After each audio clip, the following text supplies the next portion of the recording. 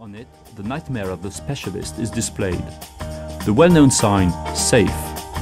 The new board is mounted, but it cannot be configured for the car, and as a result it has limited functions. With the help of AFD, an expert tunes into the computer of the car and configures it. Abrites connects to the devices inside the car and starts checking individual modules for errors. The car scanning procedure lasts a few seconds. The software indicates two modules in red. This is a sign of an error in them, and that they are not adapted to the car. The software connects to the car again, reads the necessary configuration parameters, which also takes a few mere seconds, and afterwards they are to be reprogrammed. Ready. The procedure is completed and the sign SAFE on the board disappears. The board already functions normally and the car is ready to take the road.